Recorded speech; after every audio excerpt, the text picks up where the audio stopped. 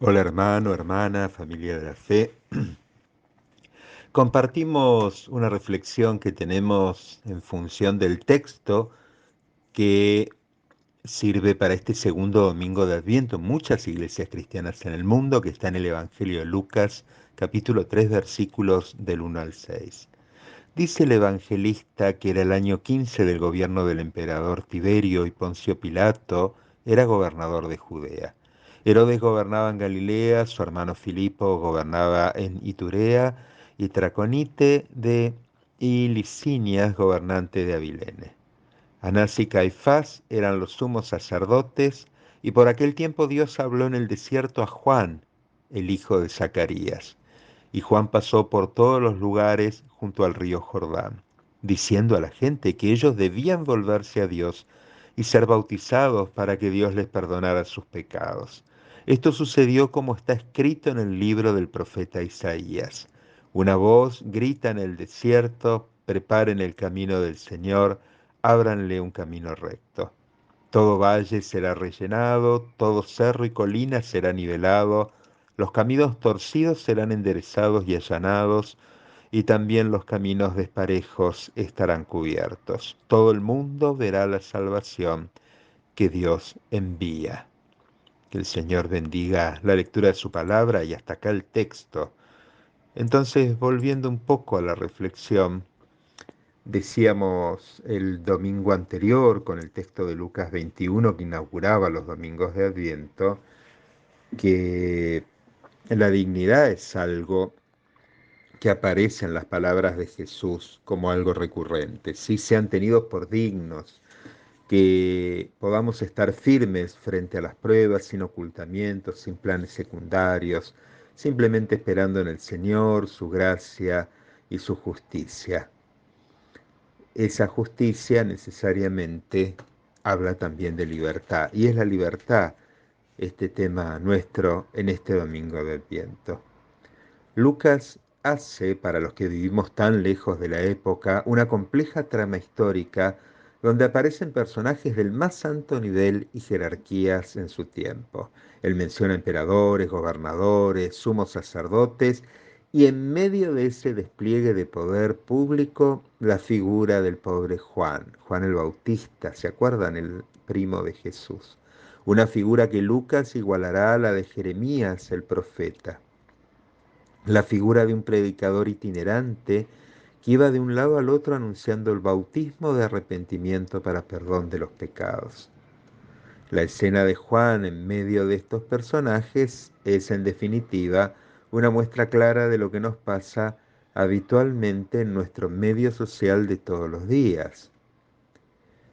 Viendo este ejemplo de entereza y coraje del profeta Juan, yo me pregunto, ¿qué representan nuestras palabras y gestos al lado de los grandes discursos de jefes de Estado, estadistas, economistas y pensadores? Como supongo yo a veces que otros y otras me pueden escuchar lo que tenemos para decir como buena nueva en medio de discursos tan fuertes y poderosos, ¿no? Y yo entiendo que este es el desafío para lo cual Dios prepara a su Hijo Juan a lo largo de la vida, y que nos prepara también a nosotros, sin importar el tamaño de los discursos que tengamos al lado. Nuestra voz es una voz de un tiempo distinto, bueno y mejor. Inevitablemente nos vamos a preguntar, ¿para qué desafío nos prepara Dios en este tiempo de Adviento que nos toca vivir? ¿Qué es aquello que está al alcance de tu mano hacer, decir y actuar? Esto es algo que hay que buscar, esto es algo que hay que procurar saber, y cuya respuesta seguramente estará esperándonos en forma personal e intransferible. Hay algo que Dios te está pidiendo a vos en este tiempo de espera, en este tiempo de Adviento. Poderes terrenos fuertes, imperiales, invencibles en apariencia, era lo que le tocaba a Juan. Y yo me preguntaba, ¿frente a qué poderes nos coloca hoy Dios? No hay emperador de Roma, por supuesto, pero hay otras cosas y poderes que nos asustan lo suficiente como para hasta dudar del mensaje que Dios nos ha dado para transmitir como iglesia. En unos días más, el 10 de diciembre, se celebra un nuevo aniversario de los derechos humanos a nivel internacional, un tema que en algunos casos dividió las aguas de nuestro país en el pensamiento político, ético, ideológico y de acción. Frente a la verdad emanada por Jesús como Señor de la vida abundante que viene, yo también me pregunto, ¿qué clase de tema es el derecho a la vida y su defensa enérgica contra todo poder que trata de quitarla y avasallarla? Hace 40 años atrás casi la responsabilidad frente a la vida que Dios otorgó llevó a mucha gente en este país, en Argentina, a la muerte y a la tortura.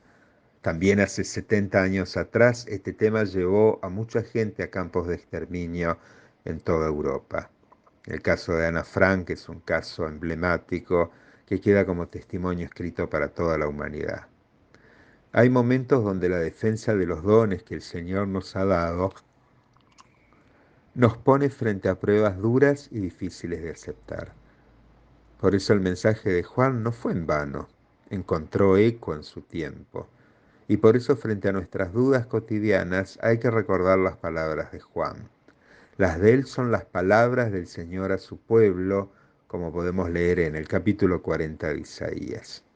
Cuando nos atrevemos a anunciar nuevos caminos, a ser allanados y sendas que se volverán derechas, decimos que en aquellos desiertos del poder la voz del Señor se oirá. Y yo creo que no es poco mensaje decir que en medio de la desesperanza, Cristo traerá la salvación a toda carne, que en medio de una deuda impagable como lo es revisar nuestros peores pecados, el Señor proveerá perdón, que en medio de la esclavitud y del encierro cotidiano, el Señor hace posible lo imposible, que del desierto brote la semilla para una nueva historia, para una nueva salvación. Es algo que el Señor pone como realidad en nuestra vida. Entonces vuelvo a esa pregunta original. ¿Qué es lo que pide Dios de mí en estos días de Adviento? Yo entiendo que es algo que solo a mí, a vos, a cada uno de nosotros nos va a decir. Pero hay algo que sabemos con certeza. No es posible cosechar justicia si antes no hemos sembrado amor. No es posible cosechar amor si antes no hemos sembrado igualdad de derechos. No es posible cosechar igualdad de derechos si antes no hemos sembrado la verdad del Evangelio en toda carne.